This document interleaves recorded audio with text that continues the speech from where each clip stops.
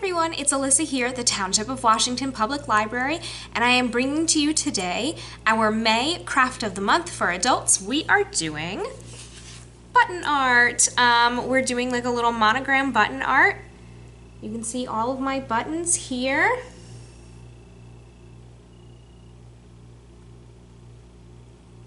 Okay, so this is a really simple craft. It took a little bit of finagling and figuring out for me, but if you got a kit, what I have provided for you is a canvas, and then I've given you some scrapbook paper. This is scrapbook paper.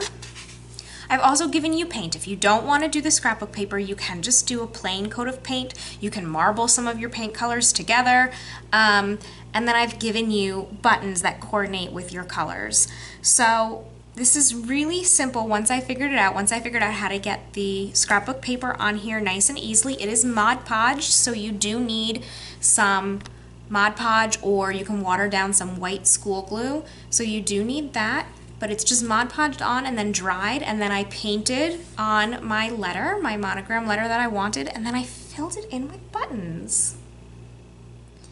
This is really easy and really relaxing, and it looks pretty nice. I'm impressed. I thought this was going to come out looking a lot sloppier than it did.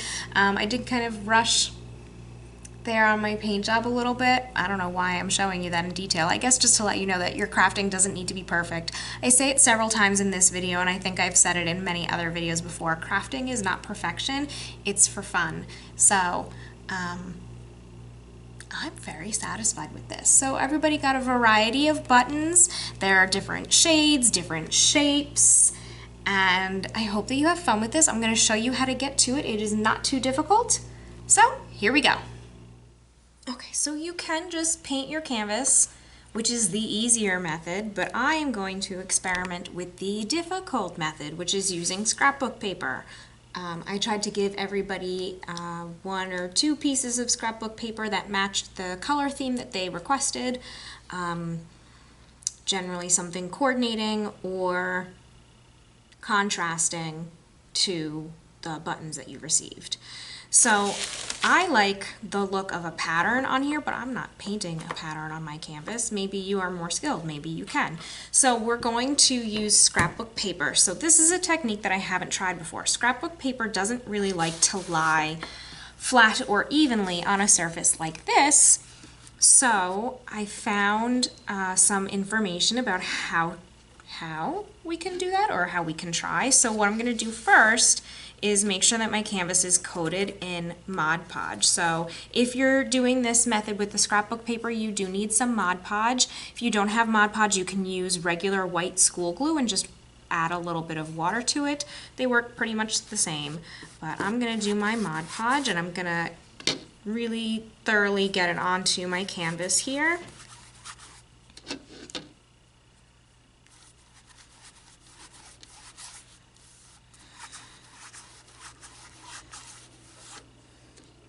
If you're not doing this method, I did include paint in your coordinating colors, as well as some black and white, so you can change the tone of it if you would like. Okay, so I'm just getting a nice thick layer of Mod Podge on here. I'm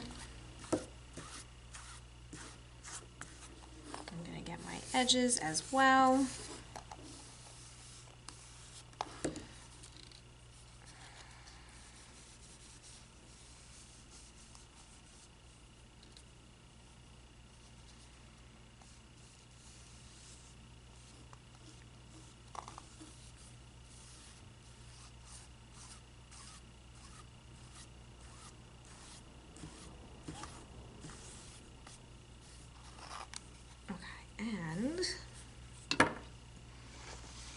Alright, so scrapbook paper is kind of stiff. It doesn't want to lay down nice and flat on an application like this. So I have a little tub of water right here, and I'm going to, this is very scary, I'm going to soak my scrapbook paper. I'm going to get my scrapbook paper wet. That makes it more pliable and more ready to receive the Mod Podge and the shape of the canvas.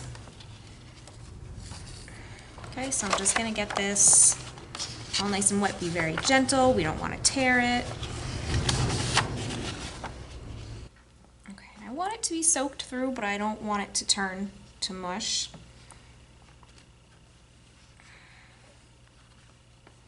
The other thing I don't want is I don't want for it to be dripping, so I do have a pile of paper towels over here.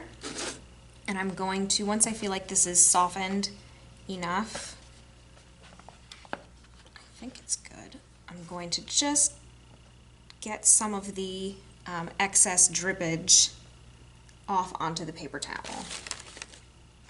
Right, just blot it a little bit because we don't want it to be soaking wet because then it's just not going to take, apparently. Okay. In theory. Okay, so I'm just off camera here, just kind of blotting.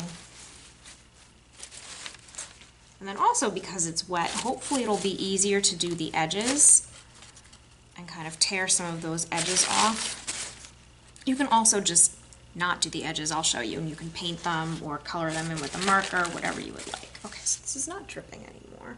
So I'm going to lay it down on my canvas, and there we go. So now it's on my canvas, and the Mod Podge will absorb into the paper easier than if I were trying to do this dry, which I did try to do, and I will not show you that attempt because it was not good. Okay, so I have Mod Podge on the edges of the canvas as well. So I'm just pressing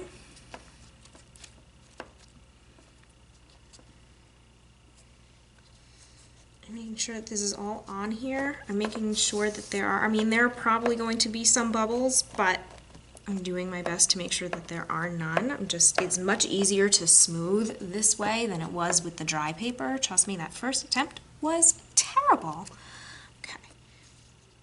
And like I said, because my paper is wet, I think I will have an easier time removing this excess. And then see, I can just fold my corner down. It's almost like wrapping a present or, you know, doing the sheets on your bed. And then you can always, when you're ready to, you can add some more Mod Podge underneath or right there. Let's see, I'm going to do a little bit more Mod Podge here to make sure my edges stay down.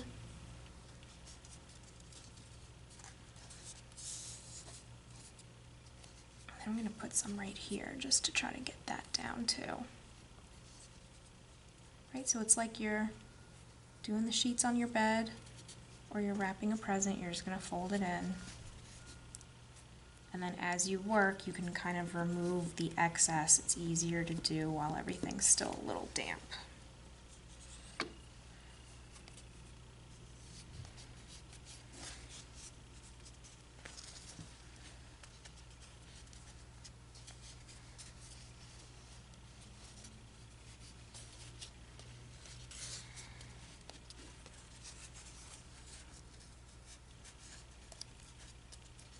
So then your canvas will look like this. So I'm going to see if I can I gently tear it? Yeah, you can see you can gently tear it away. And then continue to use Mod Podge as your glue just to keep your edges down. Take it slow because you don't want to accidentally rip this way. Alright, so there goes my excess. Very nice. And then I'll use my Mod Podge here just to keep that, you know, and that's the part that we don't see. It's on the back, so it's all good. Okay, and then so with this method, you do have a longer drying time, so now you need to let this dry completely. It is morning here at the library, so I'm going to go do some more things that I need to do in my office and whatnot, and then in the afternoon, after my lunch, this will be dry. Remember, you want to make sure that this is all pressed down so that it's really in contact with that thick layer of Mod Podge that you put down. If your corners are lifting, it's just because everything is still wet. We are going to do another layer. So I'm going to let this dry here. This is nice. This is much smoother than it was when you're trying to do it dry. So I'm going to let this dry here, and then what I will do when I feel that this is sufficiently dry, the paper is not damp, it's not at risk of tearing or breaking away from brush stroking, what I'll do is I'll do another layer of Mod Podge, and then that will make sure that it is really on this canvas. Again, if you are using the paint, you don't need to worry about this. You can just paint your canvas and let that dry, and acrylic paint dries pretty quickly, and then you can move on to the buttons, but we will do that next. Okay, so the other thing that I'm going to do to make the background more solid is to use paint in the color of my buttons. So I'm going to do, I have a purple background and I'm going to use white buttons. And then just to make sure that it's more solid, I'm going to put my buttons on top of the painted background. You don't have to, but it does make it look more solid, especially since we only have certain sizes of buttons. We were a little limited by what we had. I have seen other artists who do button initials or button art in general. You can fill it in with teeny tiny little rhinestones or crystals. If you are somebody who also has those diamond painting kits, those really tiny little crystals, you can use those to fill in. But I'm going to do the red paint. Sometimes you see that with some button art, like I've seen some really nice cardinals that I would like to do in the future, because go Cardinals. And the background itself is painted red, and then you fill in the buttons just to get that textural look, but it's not all buttons. That definitely takes a lot of buttons and a lot of tiny pieces, but we don't have that. So I'm going to paint my background so that then I can fill in my buttons. I'm going to use chalk to sketch this out. If I used a pencil, I'm not sure if it would come off if I didn't like it. Chalk is really easy to get off, and then I will fill in with my paint.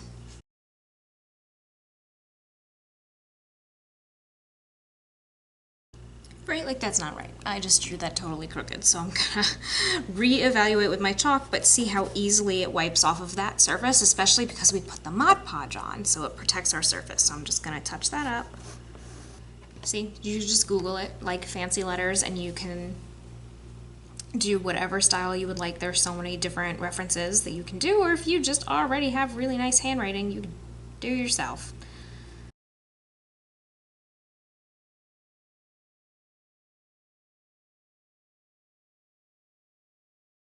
Okay, so my canvas is dry. My Mod Podge is all dry. My letter is all dry. It's not perfect, you can see, but I did go back and I did kind of fill it in, but it's just these borders that I'm looking for, and it'll be fine. So I have a bunch of buttons here, just like you do. Oh, a large button does fit here. I was going to say, I'm really not giving a lot of large buttons, but maybe I'll go back into the pack and add in a couple, maybe 2 or 3 to each one, because look at that, that fits perfectly right there.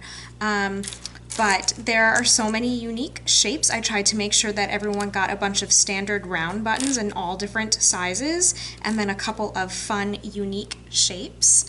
Right, like there's a little rubber ducky here in mine.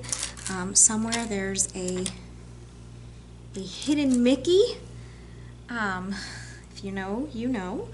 Right, and then you just kind of figure out where you think would be good spots to put them. Right, like the little hidden Mickey can go right in a corner there. That's really cool. And then I can add some small buttons to fill that in. So I'm using hot glue. Something like a school glue might not be strong enough for this, but any stronger glue, hot glue, a tacky glue, an E6000, of course make sure you're working in a well-ventilated area if that's what you're doing, will work really well. So I'm using hot glue because I know it'll dry easily and it'll be really nice.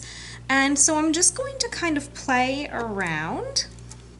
And remember, I did paint here, so I'm not going to be too broken up if it's not perfect, right? So like I can leave that little space in between these two.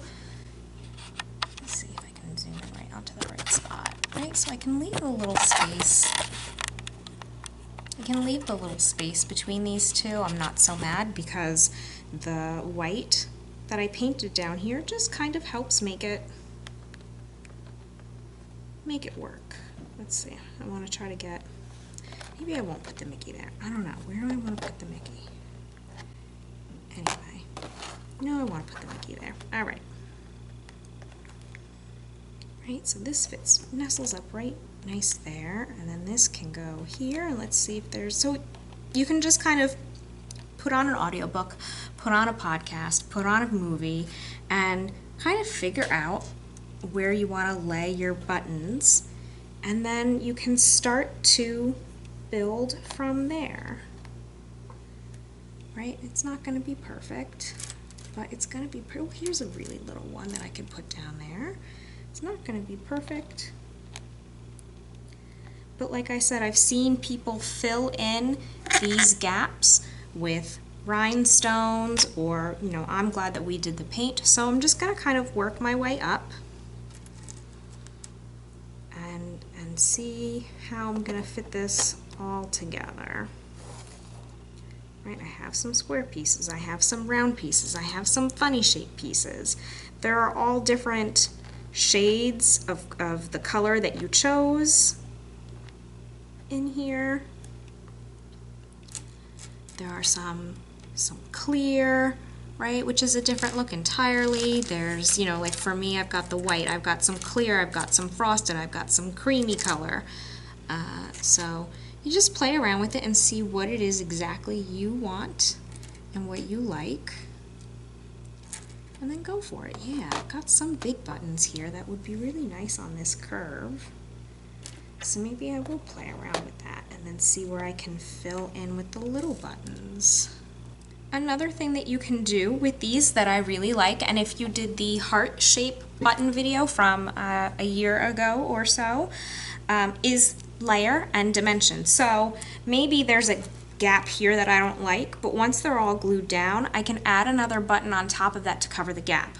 I also like in these bigger buttons adding another button. So maybe I don't like this clear button down on here because it doesn't have as much of an effect as the white buttons do, but wouldn't this look so nice in the center of this one? So that's what I'm going to do. I'm going to add some glue here.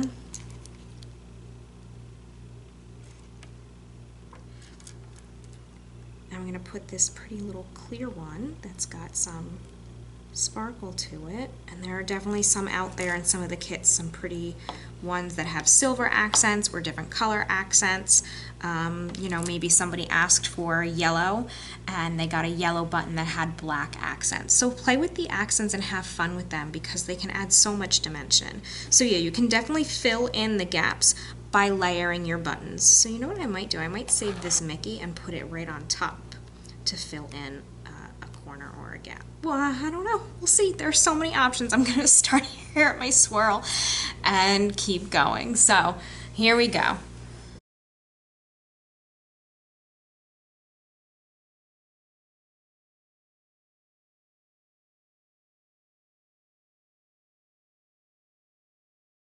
Okay, so here's a good example. I'm kind of messing around over here, and if I put these two next to each other, I have this little gap.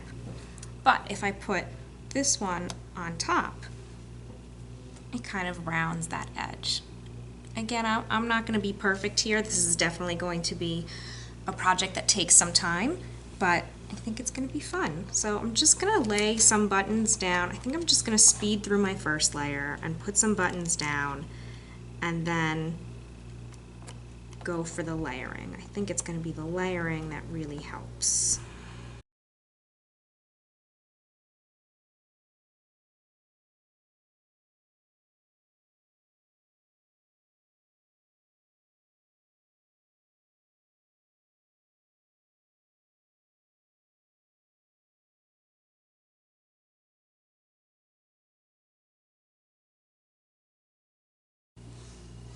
Okay, I am almost done, and so if you are stumped, I'm going to show you something that I've been doing that's been helping.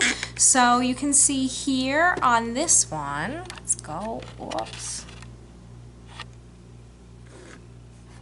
On this, I did a grouping of 4, and then I put 1 in the center, and that helps to fix that up. Here, right here, I did 2 that were diagonal from each other, and then I balanced this one with the hot glue. So this definitely works better if you're using a really strong glue that bonds instantly like a hot glue, and I balanced it. And underneath it, it's totally hollow, but it fills in the spot. So I'm kind of liking this little zigzag design here because it fills in a lot. I did that over on this side. I don't know if you could see, I did a lot of zigzagging, zigzag, zigzag, zigzag, and then I filled it in on top. And then again, utilize your funny shapes there are definitely some fun shapes in each bag, or squares, or things like that to kind of fill in some spots and give some interest. So I am almost done here, so we're going to finish this up together.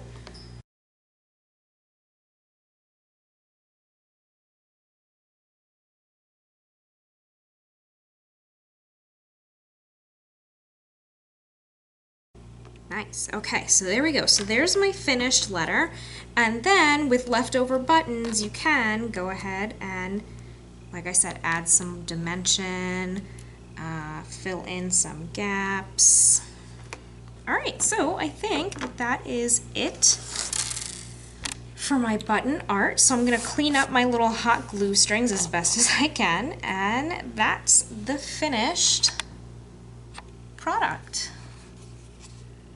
There it is. I'll try to flip this image around for you. Okay, that's the finished product. So I hope you enjoyed this craft. This is nice and simple and fun. It's effective, it's pretty. I enjoy this. This is going to go on my desk in my office to show off, and I hope that you are enjoying it as much as I am. It's, again, another relaxing craft. Every now and then I throw one in there that's just a little tedious, but it is relaxing, and I think that's a really fun way to spend your time crafting, is just to relax and zone out and enjoy. I've been listening to an audiobook. If you need help with your audiobooks or getting audiobooks with your library card, let me know. All right, so that's it for this time. We'll see you next time.